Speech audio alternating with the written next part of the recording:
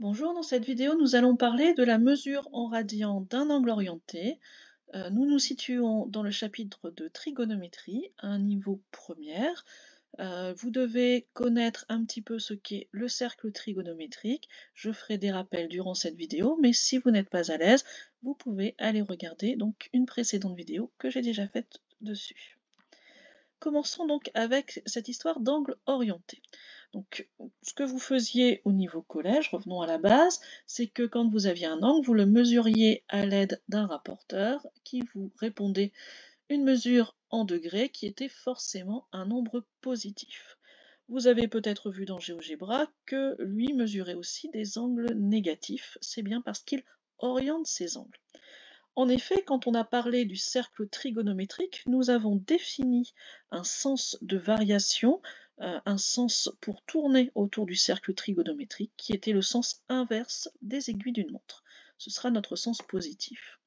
Donc lorsque l'on parle de l'angle orienté UV, nous le définissons à l'aide de deux vecteurs. Justement, ces vecteurs vont nous permettre, par rapport aux demi-droites, d'avoir un peu plus d'aisance sur la direction et le sens.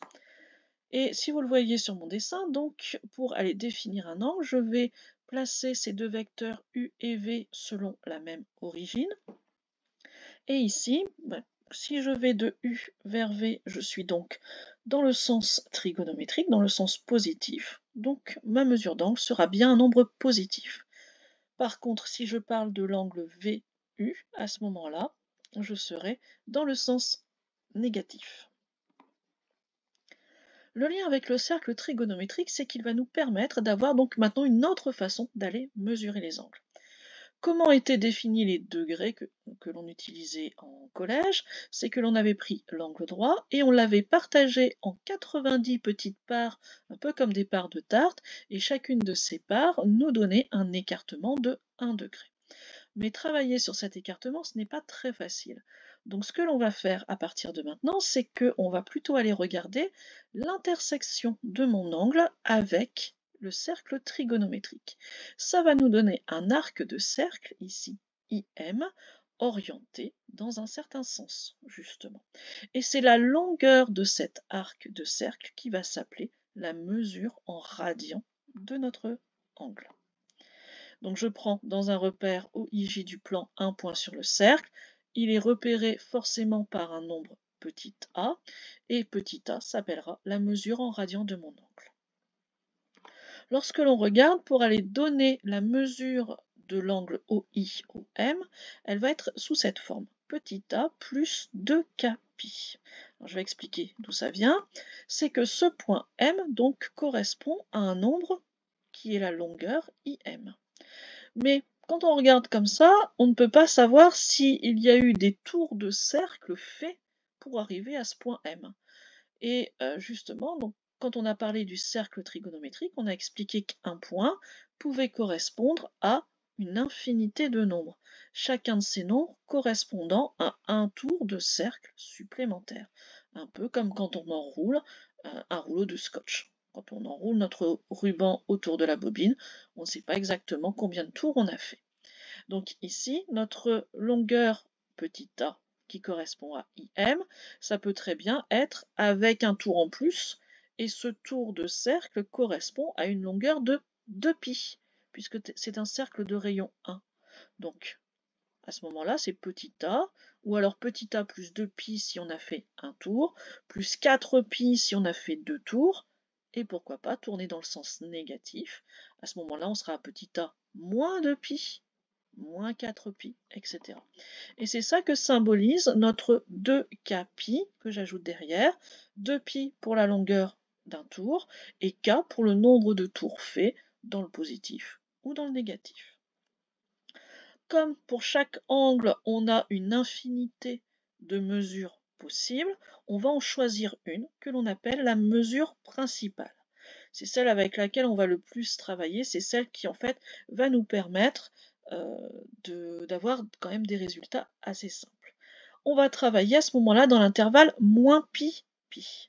Ça veut dire que l'on s'autorise en fait sur notre cercle à faire juste un demi-tour en marche arrière ou un demi-tour en marche avant.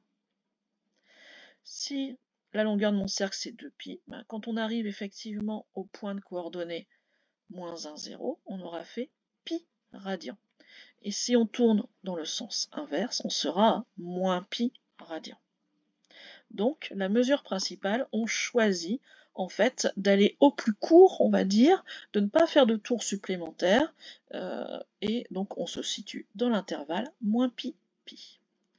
Je vais maintenant vous donner quelques mesures particulières avec la correspondance entre les degrés et les radians. Alors quand on voit comme ça fait un petit peu peur. On va aller le regarder sur un dessin qui lui aussi fait peur, mais je vais vous le commenter et vous apprendre à le décrypter.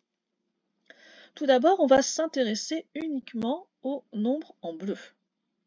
Vous avez le 0, bah oui, c'est le point de départ pour mes angles, donc ça correspond à 0 radian. Si je fais un tour complet, on l'a dit, on est à 2π radians. Donc un angle de 0 radian et de 2π radians sont bien à ce niveau-là. Si je fais un demi-tour, on a parlé de pi dans le sens positif ou de moins pi dans le sens négatif, la moitié de 2π. Donc ces nombres-là sont faciles à les placer et repérer. Si maintenant je m'intéresse à mes angles droits, ben je peux couper ici en deux. Imaginez-vous en train de couper une tarte, vous avez d'abord coupé ici, puis maintenant vous allez couper verticalement, vous allez couper donc en 4, mon cercle, vous allez couper en 4, mais 2π. Donc vous êtes à π sur 2, et π sur 2 correspond à mon angle droit, c'est-à-dire 90 degrés. Dans le sens négatif, je serai à moins π sur 2. Alors on peut aussi continuer à travailler avec le sens positif et ne pas s'intéresser à la mesure principale. Dans ce cas-là, on sera à π sur 2, 2π sur 2 et 3π sur 2. Donc moins π sur 2 et 3π sur 2 correspondent au même angle, en radian. Continuons maintenant avec ce qui se passe en noir.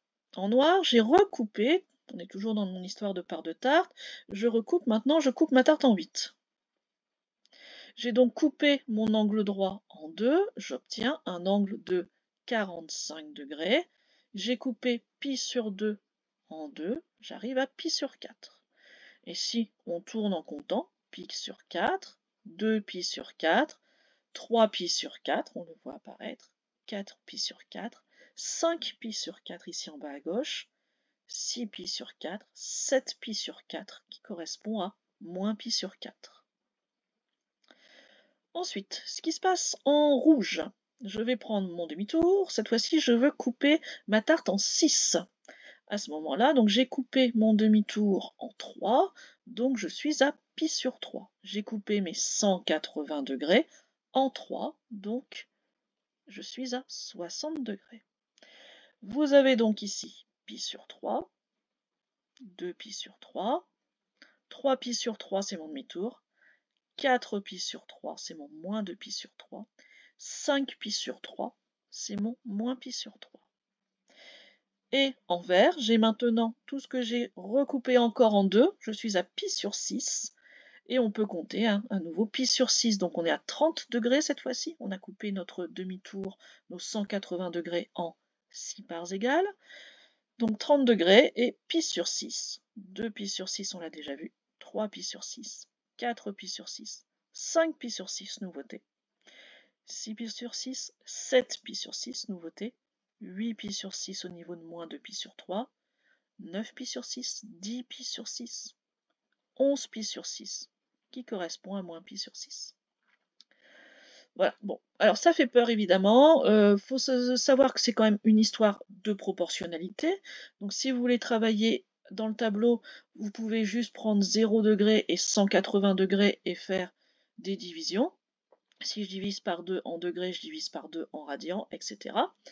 Je vous conseille par contre sur le cercle de travailler de manière visuelle et aussi de ne vous inquiéter réellement que du quart de cercle en haut à droite, parce qu'une fois que vous avez placé ces nombres, vous voyez que tous les autres vont leur correspondre au niveau abscisse et ordonnée. Alors il y a une raison à ça que je vous expliquerai dans la vidéo suivante sur les cosinus et les sinus. Donc pour retenir, vous devez être capable absolument de placer tous ces nombres, mais n'allez pas tout apprendre par cœur. Servez-vous de quelques points de repère. Moi, je vous conseille 0, pi ou pi sur 2. Et ensuite, faites vos découpages et puis comptez en tournant, en faisant attention au sens. Ce sera suffisant pour aller tout placer. Au revoir.